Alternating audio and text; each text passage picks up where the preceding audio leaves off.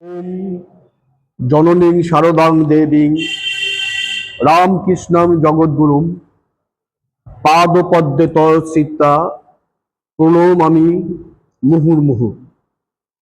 আমাদের সকলের আধ্যাত্মিক ত্রয়ী ভগবান শ্রীরামকৃষ্ণ পরমহংসদেব, আমাদের সকলের মা জগৎজননী মা শারদা এবং যুগাচার্য বীর সন্ন্যাসীর পদকমলে আমার আভূমি প্রণতি।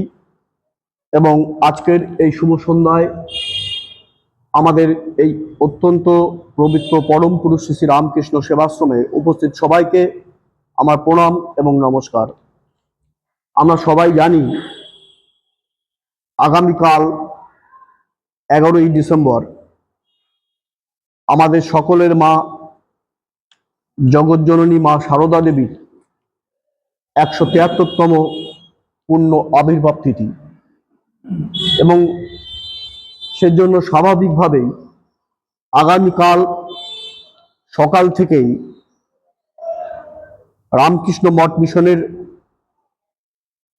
ভাবধারায় ভাবিত বিভিন্ন আশ্রমে এবং রামকৃষ্ণ মঠ মিশনের সেই সঙ্গে আমাদের এই আশ্রমে সকালবেলা থেকেই মায়ের পূজা আরতি সেই তো হবেই, সেই সঙ্গে সন্ধ্যাবেলা মায়ের গান, মাকে স্মরণ মনন চিন্তনও হবে।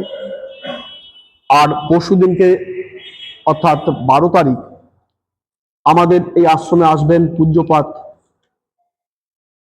স্বামী বেদস্বরূপানন্দজি মহারাজ, Golpark Ramakrishna institute of culture থেকে। আর ঠিক মায়ের জন্মদিনের ঠিক আগের দিনেই আমি সৌভাগ্যবান মাকে স্মরণ মনন চিন্তন করব, এবং আমার আলোচনার যে মূল বিষয় সেটি নিখিল মাতৃহৃদয় সাগর মন্থন সুধামূরতি।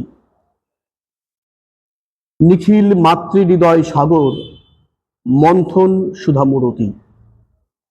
আসলে 1886 সালের 16ই ডিসেম্বর যখন ভগবান শ্রীরামকৃষ্ণ রামকৃষ্ণ লোকে চলে গেলেন স্থূল শরীরে,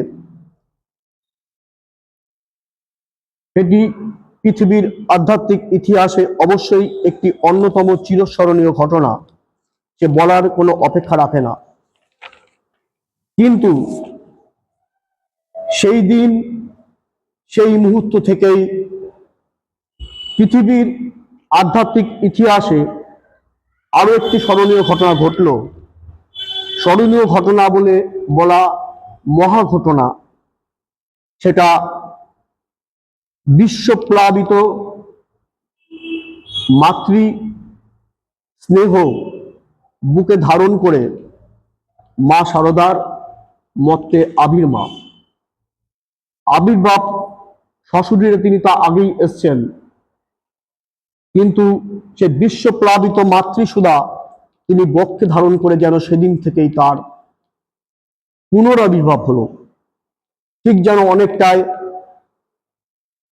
যখন পশ্চিমে আস্তে আস্তে দিনমণি ঢলে পড়ে, ঠিকই যেন তারই আলোয় আলোকিত আস্তে আস্তে অন্য দিক থেকে শত স্নেহ সুধা ধারণ করে চন্দ্রমণির আবির্ভাব, অর্থাৎ রামকৃষ্ণ লোকের আবার শারদা মায়ের আবির্ভাব। ঠাকুর মাকে বলেছিলেন যে আমি আর কি করে গেলাম, তোমাকে এর থেকে আরো বেশি ঢের করতে হবে, আরো ঢের করতে হবে। ঠাকুর যখন সেই কাশীপুর উদ্যানবাটিতে তার অন্তলীলা চলছে, আস্তে আস্তে তার সৈনিকদের তৈরি করছেন স্বামী বিবেকানন্দের নেতৃত্বে। তিনি স্বামী বিবেকানন্দের অর্থাৎ তখনকার নরেন্দ্রনাথকে, স্বামী বিবেকানন্দ পরে হয়েছেন, সেই নরেন্দ্রনাথকে তিনি বললেন যে তার সেই যাবতীয় সাধনলব্ধ শক্তি তাকে দিয়ে ঠাকুর ছুঁয়ে বললেন, আজ আমি সর্বস্ব দিয়ে ফকির হয়ে গেলাম, কি তুই এই শক্তি দিয়ে জগতের অশেষ কল্যাণ সাধন করবি। নরেন্দ্রনাথের চ্যাপ্টার আলাদা। ঠিক সেভাবেই মা শারদাকে ঠাকুর বলছেন যে তোমাকে এবার আস্তে আস্তে দায়িত্ব নিতে হবে। মা শারদা বললেন, আমি তা পারবো না। ঠাকুর বললেন, তুমি তো বটেই, তোমার ঘাড়কে দায়িত্ব নিতে হবে। স্বামীজি নরেন্দ্রকেও তাই বলেছিলেন। তিনি বললেন, ওই দেখো কলকাতার লোকগুলো এরকম পোকার মতো কিলবিল করছে, তুমি ওদের দেখো, ওদের বাঁচিও। শেষেও ঠিক এই আসবো ব্যাপারটা নিয়ে, কিলবিল করাটা কি যদি সময় পায়। আস্তে আস্তে ঠাকুর মা শারদাকে তৈরি করছেন, স্বামীজিকে তৈরি, নরেন্দ্রকে তৈরি করলেন। কারণ জানেন আগামী দিনে ওই রামকৃষ্ণ মঠ মিশন তার যে বহুধা কার্যকলাপ তাকে বাস্তবায়িত করতে হবে মা শারদার মধ্যে দিয়ে। কারণ ঠাকুর তো চলে গেলেন 1886, নরেন্দ্রনাথ স্বামীজি তো চলে গেলেন 1902, আর মা তারও পরে 1920, কিন্তু এখনো তারা স্বমহিমায় বিরাজিত। ঠাকুর মাকে বললেন যে তুমি কি আমাকে আমার আধ্যাত্মিক পথে, ধর্ম পথে বাধা দিতে এসেছো?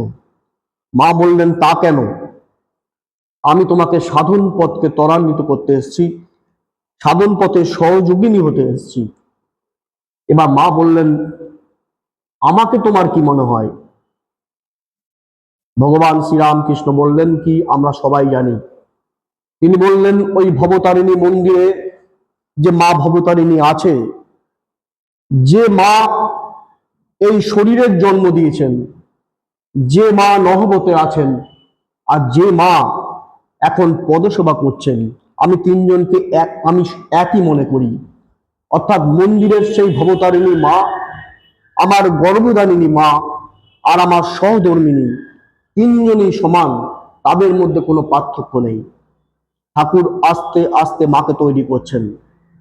বেছে নিলেন সেই ফলহারিণী কালী পুজোর দিনকে, অমাবস্যার দিনকে, ষোড়শী রূপে, ত্রিপুরী সুন্দরী রূপে আমাদের মাকে তিনি অধিষ্ঠিত করলেন, প্রতিষ্ঠিত করলেন। কারণ একটাই, আগামী দিনের মানুষকে তিনি আশা ভরসা দেখাবেন। জগন্ময়ী মা হিসাবে সারা পৃথিবীর বুকে, শুধু বাংলার বুকে না, সারা ভারতের বুকে তিনি উপস্থাপিত করলেন মা শারদাকে। সেই ত্রিপুরী সুন্দরী ষোড়শী মা, সেটাও অন্য বিষয়। আজকের আলোচনার বিষয় হচ্ছে মায়ের সেই ফলগুধারা ভালোবাসা। এইভাবে ঠাকুর মাকে আস্তে আস্তে তৈরি করছিলেন। মনে পড়ছে 1985 সালের একটি ঘটনা।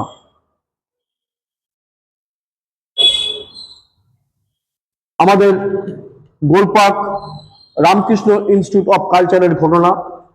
সকাল 11টা, 11:30 বাজে ঘটনাটি স্বামী লোকেশ্বরানন্দজি মহারাজ স্বামী পুণ্যাত্মনন্দী মহারাজকে বলেছিলেন যে সকাল 11টা, 11:30 বাজে সেলস কাউন্টারে হঠাৎ করে একজন রিস্কাওয়ালা হন্তহন্ত করে আসলেন। এসে বললেন যে এক্ষুনি আপনাদের এইখান থেকে একজন ভদ্রমহিলা একটা বই কিনে নিয়ে গেছেন, আমি রিক্সা চালাই, তাকে আমি রিক্সা করে বয়ে নিয়ে গিয়ে তার বাড়িতে পৌঁছে দিয়ে হন্তন্ত করে আসলাম। কারণ ওই বইয়ের মুখে একদম সামনের একজন মহিলার মায়ের মুখের ছবি আছে, আমি সেই বইটা কিনতে চাই।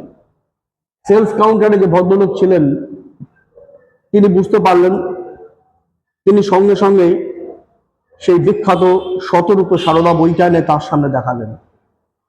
সঙ্গে সঙ্গে সেই রিস্কাওয়ালার মুখটা হাসিতে ভরে গেল। তিনি বললেন, হ্যাঁ এই বইটাই আমি কিনবো।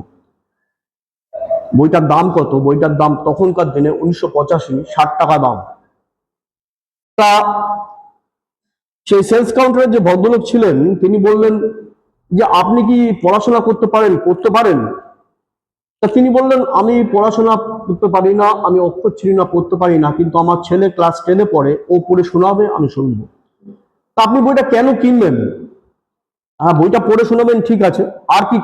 তখন বলছে আসলে বিষয়টা হচ্ছে আমি ওই বইয়ের যে ছবিটা আছে মায়ের, তার ভিতর দিয়ে আমি আমার সেই ছোটবেলার হারিয়ে যাওয়া মায়ের মুখকে খুঁজে পাই। আমার মাকে আমি খুব ছোটবেলায় 4-5 বছরে হারিয়েছিলাম। তা আমার যেন মনে হলো আমার সেই হারিয়ে যাওয়া ছোটবেলার মাই যেন ওই মা। তা আস্তে আস্তে সেলস কাউন্টারে ভিড় জমে গেছে, কিন্তু সমস্যাটা হচ্ছে বইটার দাম 60 টাকা। তা রিস্কাওয়ালা ভদ্রলোক বলছেন আমি রিক্সা চালিয়ে এই পর্যন্ত 10 টাকা আয় করতে পেরেছি। তার চোখ দিয়ে জল পড়ছে, সে বইটা তো কিনতে পারছে না, তার কাছে টাকা নেই, কি করবে? এবার স্বামীজি চলে এসেছেন, মানে সেলস কাউন্টারে পেড স্টাফ না, চাকরিজীবী আমাদের মতন কেউ না, স্বামীজি যিনি দায়িত্বপ্রাপ্ত আছেন তিনি চলে এসেছেন, তিনি ব্যাপারটা বুঝেছেন। তা তিনি বলছেন ঠিক আছে, বুঝতে পারছেন, মানে স্বামীজিও হচ্ছে আবেগতাড়িত হয়ে গেছে, কি মানে ভাবতেই পারা যায় না এরকম ব্যাপার হতে পারে। তিনি তখন বলছেন ঠিক আছে, আমি আপনার টাকা দিতে হবে না, আপনি বইটা নিয়ে যান, বিনা পয়সায় দিয়ে দিচ্ছি। ভদ্রলোক রিস্কালা বলছেন না, বিনা পয়সায় তো আমি মায়ের বই বা মায়ের ছবি আমি নেবো না, 10 টাকা আছে। স্বামীজি ঠিক আছে বলছেন ঠিক আছে, আপনি 10 টাকায় দিন, 10 টাকা দিয়ে বইটা আপনাকে আমরা দিয়ে দিচ্ছি। সেই সঙ্গে স্বামীজি ওনাকে বইটাও দিয়ে দিলেন, সেই সঙ্গে মায়ের একটা ছবিও দিয়ে দিলেন। আসলে সেই রিস্কাওয়ালা ভদ্রলোক যেন সেই ছোটবেলায় সে যে তার মাকে হারিয়েছিল, সেই মা যেন তার সামনে ফিরে এসেছেন শত স্নেহ, প্রেম, ভালোবাসা নিয়ে। 1972 সালের ঘটনা, সব সত্যি সত্যি ঘটনা। তখন পূর্ব পাকিস্তান অর্থাৎ বাংলাদেশ হয়েছে, বাংলাদেশের ব্যাপক ত্রাণ কার্য চলছে, এবং এই ত্রাণ কার্যে সহযোগিতা করবার জন্য আমাদের রামকৃষ্ণ মিশন থেকে একদল সন্ন্যাসী স্বামীজিরা গেছেন বাংলাদেশের ত্রাণ কার্যে। ঠিক সেই সময় যারা স্বামীজিরা ত্রাণ কার্যে গেছিলেন তারা যখন জিপ গাড়ি করে যশোরের দিকে ত্রাণ দিতে যাচ্ছিলেন, যশোর দিকে যখন ত্রাণ দিতে যাচ্ছিলেন, তাদের একটা সময় রাস্তার পাশে একটা ঝুপড়িতে তারা দাঁড়িয়েছেন চা খাবেন বলে।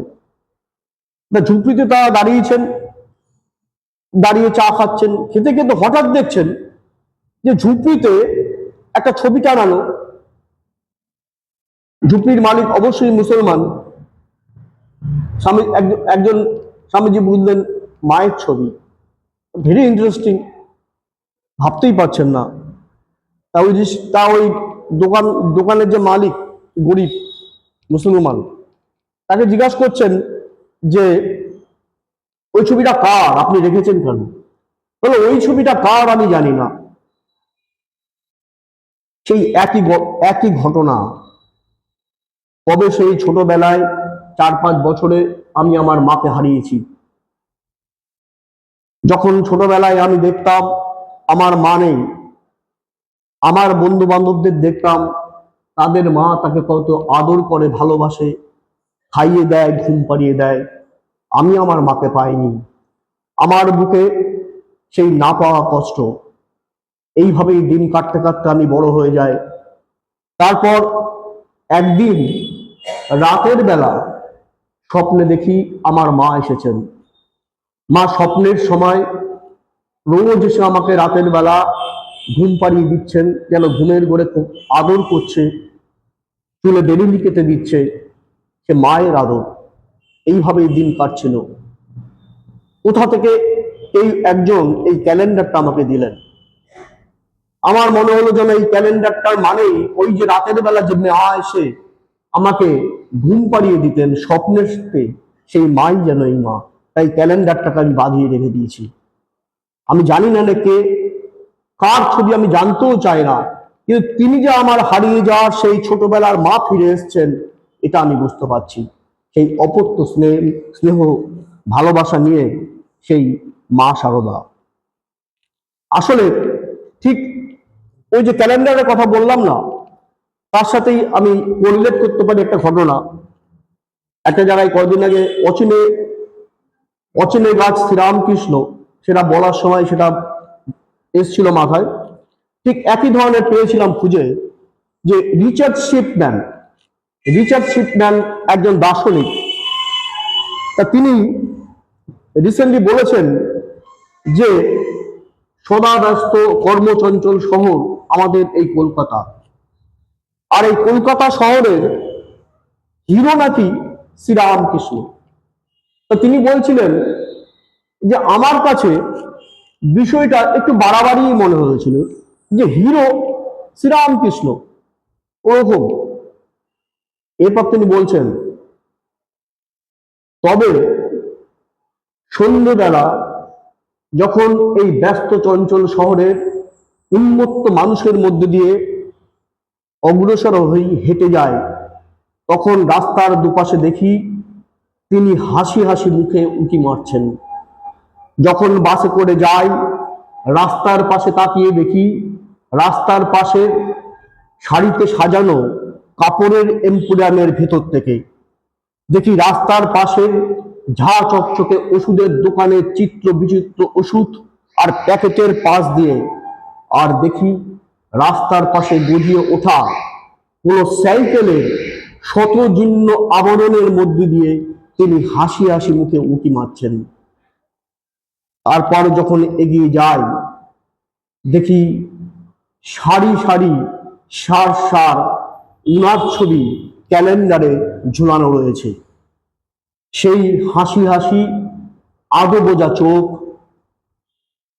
এবং শরীরে শরীরে এক খণ্ড কাপড় মেঠো চাষিদের মতো গায়ে জড়ানো। তখন বুঝি কেন কলকাতা শহরের হিরো শ্রীরামকৃষ্ণ। তিনি একটা কথা হয়তো বলেননি, কলকাতা শহরের কেন হিরোইন মা শারদা। স্বামী সুবিধানন্দজি মহারাজ ঠিক এইভাবেই কথাটা বলেছিলেন। এটাই কথা, এটা তো সত্যি কথা।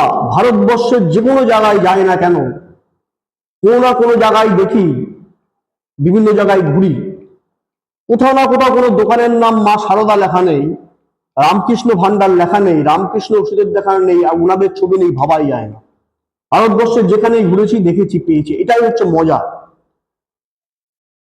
তা আজকের যেটা মূল বিষয়, যে মায়ের যে অপার স্নেহ ভালোবাসা কি, মা যে কিভাবে তার সন্তানদের বিভিন্ন সবাই এসে বাঁচাতে পারেন, তার হৃদয়কে উজাড় করে দিয়ে, তার দুটি সত্যি ঘটনা, সেই দুটি ঘটনা আমি বলছি না, আমি পাঠ করব।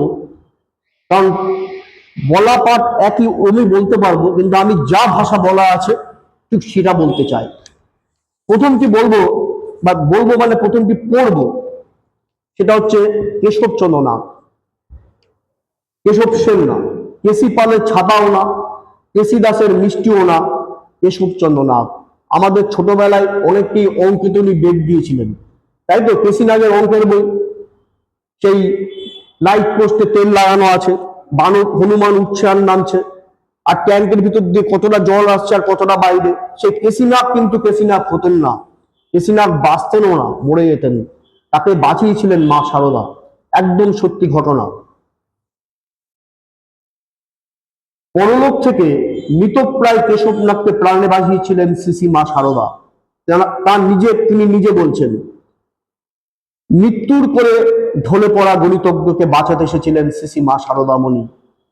তাও তার নিজের দেহেই যখন ইহলোকে নেই, তখন শুনতে আজগো কি মনে হলো ঘটনাটা এরকমই।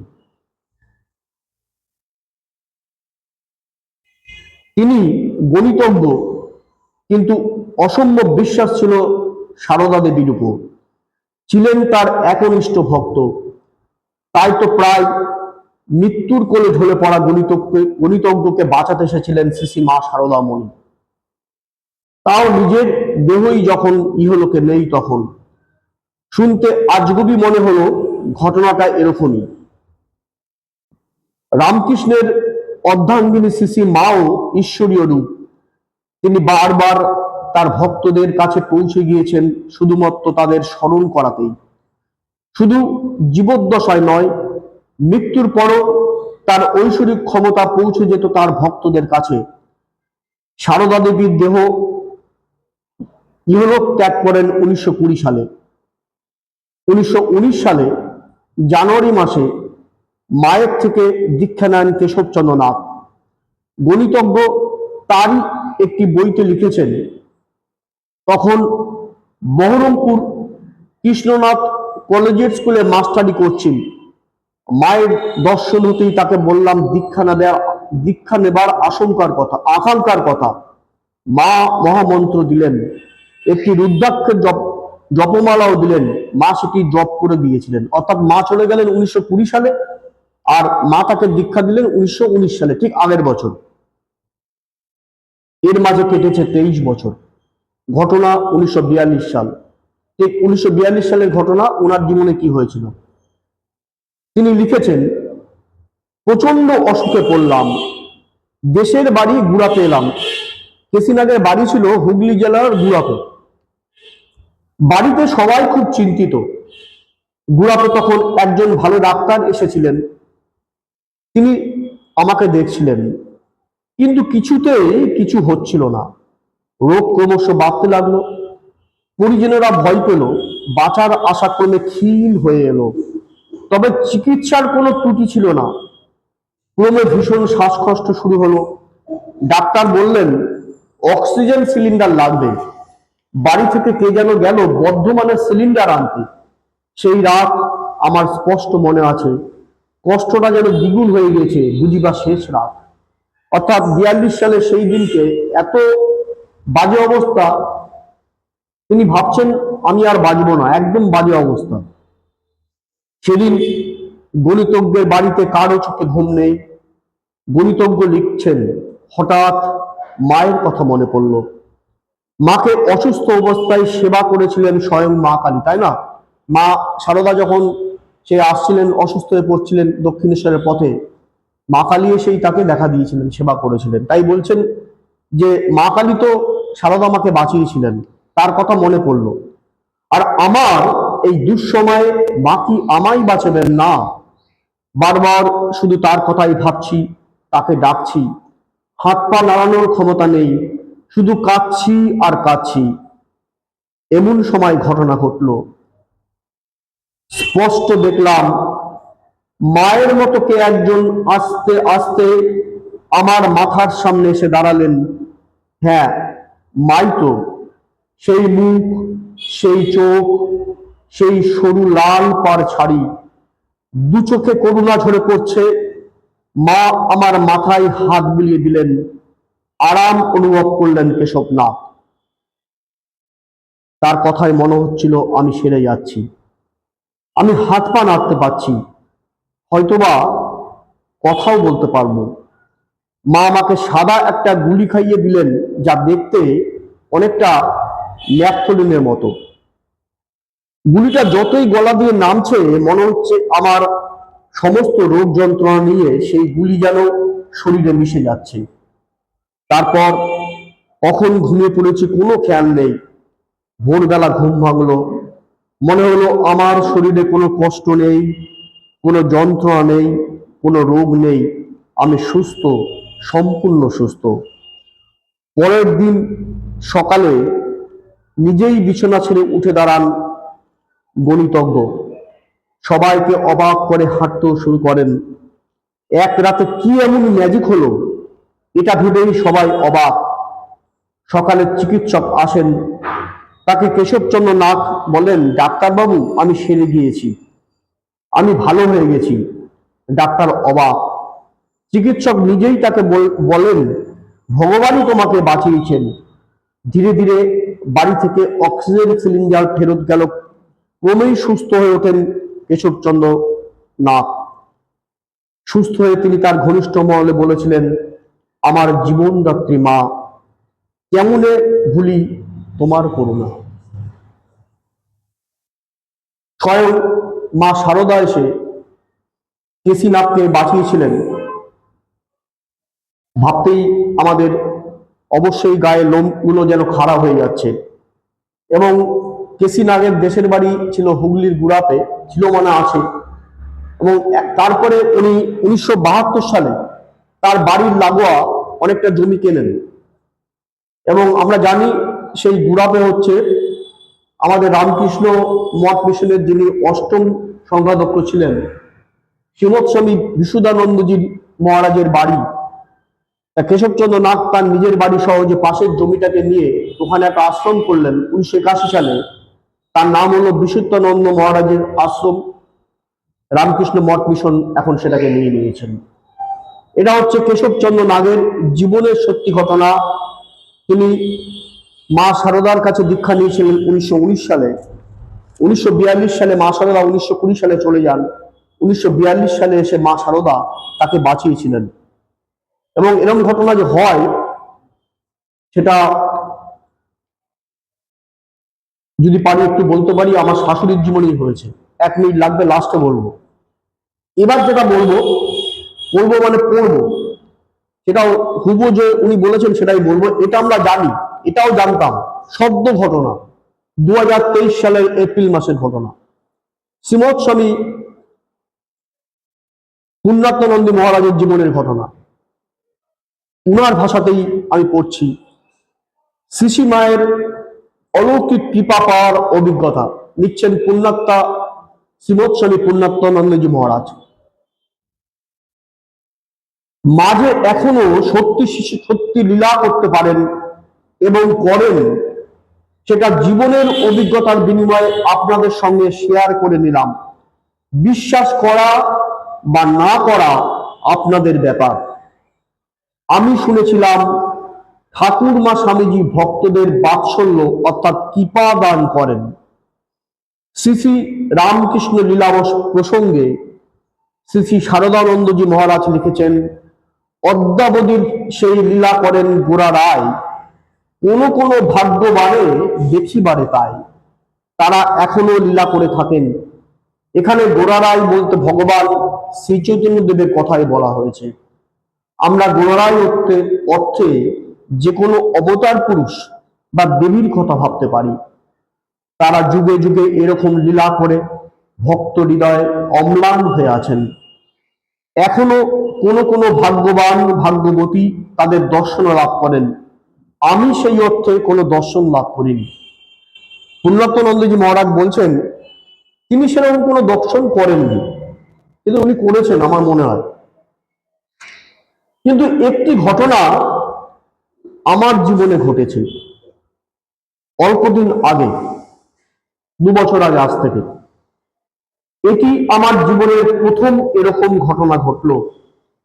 আমি শুনি ভক্তরা ঠাকুরের দর্শন পান, মায়ের দর্শন পান, কি পান। আমি যে কখনো এদের দর্শন পাবো জীবনেও ভাবিনি। আজ তাই মায়ের লীলাক্ষেত্র এই মায়ের বাড়ি বাগবাজারে আমার জীবনের অলৌকিক ঘটনা রোমন্থন না করে পারলাম না। অর্থাৎ তিনি এই ঘটনাটা প্রথম বলছেন বাগবাজারে মায়ের বাড়িতেই। তার আগে উনি বলার মতন জায়গা ছিলেন না, প্রথম বললেন। তাও উনি বললেন, বলা উচিত কিনা আমি জানি না, লাস্টে বলেছেন। কিছুদিন আগে আমি গুরুতর অসুস্থ হয়ে পড়েছিলাম। আমি 2023 সালে উনি খুব অসুস্থ হয়ে পড়েছিলেন। আমাদের শিশু মঙ্গল হসপিটালে ছিলেন। অনেক রকম ঘটনা উল্টোপাল্টা কথা আমরা শুনেছিলাম। তাই বলছেন, কিছুদিন আগে আমি গুরুতর অসুস্থ হয়ে পড়েছিলাম। অনেকেই ভেবেছিলেন আমি বোধহয় বাঁচব না। অবশ্য আমার মনে এরকম কোনো চিন্তা ছিল না। আমাকে একজন সাধু দেখতে এলেন বাংলাদেশের ঢাকা থেকে। উনি বাংলাদেশে ফিরে আশ্রমে গিয়ে বললেন, দেখে এলাম, ফেরার আশা নেই। ঢাকা আশ্রমে গিয়ে একথাই তিনি অন্য সাধুদের বললেন। তিনি আসলে ওরকমই আমাকে দেখেছিলেন। ফেরার আশা আমার আর ছিল না। আমি তখন ওরকম গুরুতর অবস্থায় রয়েছি কলকাতার রামকৃষ্ণ মিশন সেবা প্রতিষ্ঠানে। আমার তখন এতটাই শারীরিক দুর্বলতা যে যেদিকে শুয়ে থাকি পাশ ফিরতে পারি না। ঠিক আছে, আপনি বললেন যেদিকেই শুনি পাশ ফিরতে পারি না, বা পাশেও ফিরতে পারি না, ডান পাশেও ফিরতে পারি না, বসতেও পারি না, দাঁড়াতেও পারি না, আর চলাফেরার তো কথা ভাবতেই পারেন না, কিছুই করতে পারেন না, এমন অবস্থা স্বামীজি। এরকমই তখন আমার শারীরিক অবস্থা, আর মনটা তখন খুবই ডিপ্রেস হয়ে আছে। জীবনে হয়তো কখনো আর দাঁড়াতেই পারবো না, চলাফেরা করতে পারবো না। একদিন এরকমই এই ভাবতে ভাবতে কখন ঘুমিয়ে পড়েছি জানি না, এরকমই ভাবতে ভাবতে ঘুমিয়ে পড়েছেন। হঠাৎ একটা সময় দেখছি সেই একই ঘটনা, একজন এসে আমার এই বাঁ হাতটা ধরে আমায় ডাকছে, এই ওঠ, উঠে পড়। আমি গল্প করছি না, কিন্তু যা দেখেছি তাই বলছি। আপনারা বিশ্বাস করলে করবেন, না করলে করবেন না, কিন্তু আমি যেটা দেখেছি আমার জীবনের অভিজ্ঞতা তাই বলছি। শব্দের মাধ্যমে হচ্ছে হচ্ছে ওটা ঠিকই। দেখছি একজন আমার হাতটা ধরে টানলেন, আমি তাকিয়ে দেখি মা। আমি চমকে উঠেছি। মা এসে আমার হাতটা ধরে টানছেন, তিনি আমার হাত ধরে বিছানায় বসালেন। সে এক অদ্ভুত রোমাঞ্চ। তখন কিন্তু যা আগে বলেছিলাম, আমি হসপিটালে শয্যাশায়ী, এপাশ ওপাশ কিছুই করতে পারছি না। মা আমার বাঁ হাতটা টেনে বিছানায় বসিয়ে দিলেন, আমি বসলাম। এবার মা বললেন, নাম তুই, এবার খাট থেকে নেমে আয়। তখন তো আমার নামার ক্ষমতাই নেই, আমি নামবো কিভাবে? উনি আমার হাত দুটি ধরে খাট থেকে নামালেন। এবার মা বললেন, আমি এখন হাঁটছি, তুই আমার সাথে সাথে তুইও হাঁট। আমার হাত ধরে বললেন, তুই হাঁট আমার সাথে সাথে। মার সাথে হাঁটলাম, স্বপ্নে দেখলাম, কিন্তু হাঁটতে হাঁটতে স্বপ্ন দেখছি, কিন্তু যেন হাঁটতে হাঁটতে স্বপ্ন দেখছি। তারপর আবার কখন স্বপ্ন শেষ হয়ে গেছে, ঘুমিয়ে পড়েছি আমি জানি না। হয়তো স্বপ্নের মধ্যেই আবার গভীর ঘুমে নিমগ্ন হয়ে গেছি। পরের দিন সকালে আমি নিজে নিজেই পাশ ফিরতে পারছি। আমি স্বপ্নে দেখলাম মা আমাকে বসিয়ে দিলেন, দেখি আমি বসতে পারি কিনা। দেখলাম বসতেও পারলাম, খাট থেকে নামতে পারি কিনা, নামতেও পারলাম। এবার দেখলাম হাঁটতেও পারছি। আমি তো নিজের চোখকেও বিশ্বাস করতে পারছি না। কালকে পর্যন্ত পাশ ফিরতে পারছিলাম না, বসতে পারছিলাম না, হাঁটার তো প্রশ্নই ছিল না, সেখানে আমি আজ হাঁটতে পারছি। বিভূতিভূষণ বন্দ্যোপাধ্যায়ের একটি বিখ্যাত উক্তি আমার মনে এলো, অঘটন আজও ঘটে। আমার জীবনের এটা হলো অঘটন। এই যে আপনারা আমাকে এখানে দেখছেন, ওই স্বপ্ন দর্শনের পরদিন থেকে আমি বসতেও পারছি, হাঁটতেও পারছি। আর বলতে দ্বিধা নেই, এ তো মায়েরই কৃপা, মায়েরই লীলা। কে তাকে দেখাবে, কে তাকে বোঝাবে? যদিও এই অভিজ্ঞতার কথা বললাম, যদিও প্রকাশ্যে বলা উচিত নয়, তাও বললাম, যদি কারো বিশ্বাস একটু বাড়ে এই উদ্দেশ্যে। জয় মা, জয় মা, জয় স্বামীজি। আসলে ঠাকুরমা স্বামীজি যা আছেন, আমি যেটা মনে করি, আমরা সবাই যেটা মনে করি, এর থেকে আর জলজান্ত সত্য কাহিনী আর হতে পারে না। 2023 সালের ঘটনা আমরা সবাই জানি। শ্রীমৎ স্বামী পূর্ণাত্মানন্দজি মহারাজের অবস্থা খুবই খারাপ হয়েছিল এবং তিনি চলেই যাবেন, এটা রোকেও গেছিল, কিন্তু তিনি যে ফিরে এসেছেন মায়ের কল্যাণে, উনার কথারই আমার বক্তব্য, মানে উনার কথাই আমার এখানে লেখা। আসলে স্বামী প্রেমাসানন্দজি মহারাজ, স্বামী প্রেমাসানন্দজি মহারাজ তার গানে মায়ের এই বিশ্বপ্লাবিত যে ভালোবাসা, সেটাকে মাথায় রেখে একটি গান লিখেছিলেন, সেই গানের একটা লাইনই ছিল এটাই, যেটা আজকের আমাদের আলোচনার বিষয় ছিল, যেটাকে নিয়ে ফোকাস করলাম, যে নিখিল মাতৃ হৃদয় সাগর মন্থন সুধা মূরতি। নিখিল মাতৃ হৃদয় সাগর মন্থন সুধা মূরতি। নিখিল মানে বিশ্ব চরাচর, অর্থাৎ এই যে বিশ্ব চরাচর, এই যে বিশ্ব জগৎ, এই যে সাগর, তার মতো অপার, তার মতো বিশ্বপ্লাবিত বিস্তৃত পরিব্যাপ্ত মায়ের যেন ভালোবাসা, স্নেহ সুধা, যেন সাগর থেকে সেই সুধা অমৃত মন্থন করে মা তার সন্তানের অকাতরে বিলিয়ে দিচ্ছেন। আজ মা শুধু সেই রামকৃষ্ণ ভক্ত মণ্ডলীতে যারা আমরা যুক্ত তাদের মা না, মা সেই তার পেটার গণ্ডি পেরিয়ে সবারই মা। তিনি আমজাদেরও মা, তিনি শরদেরও মা। তিনি হিন্দু মুসলিম ধর্মের কোনো বেলাগার মানেন না। ধনী দরিদ্র সবাই তার কাছে এক হয়ে গেছে, তিনি যেন সবারই মা। আসলে ভগবান শ্রীরামকৃষ্ণ হলেন সেই কাল পুরুষ, যিনি দুই হাতে দুই মন্দিরা নিয়ে এগিয়ে চলেছেন। এক হাতে আছেন মা শারদা, আর এক হাতে আছেন মা স্বামী বিবেকানন্দ সহযোগী হয়ে।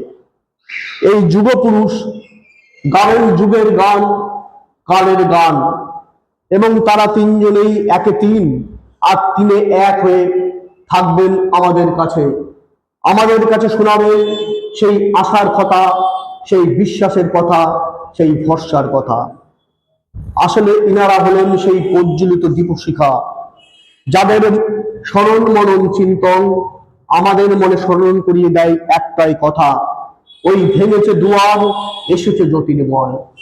সেই জ্যোতির্ময়ের আলোর ছটায় আজ মা শারদার 173তম পূর্ণ আবির্ভাব তিথির ঠিক আগের দিনে আমরা যদি আমাদের হৃদয় থেকে রাঙিয়ে নিতে পারি, ঠিক মা, ঠিক ঠাকুর স্বামীজি আমাদের সামনে আসবেন।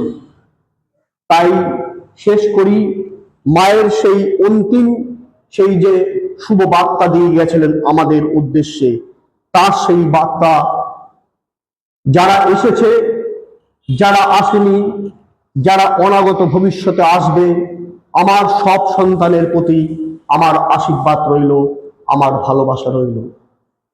শিব শিব মহাশিব, শিব রামকৃষ্ণ নাম, ব্রহ্মা বিষ্ণু সর্বদেব, রামকৃষ্ণ নিত্য নাম। ঠাকুরমা স্বামীজিকে আবার আমার আভূমি প্রণতি, এবং আমাদের এই অত্যন্ত পবিত্র স্থান পরম পুরুষ শ্রী শ্রী রামকৃষ্ণ সেবাশ্রমে উপস্থিত আপনাদের সবাইকে আমার অন্তরে শ্রদ্ধা এবং নমস্কার।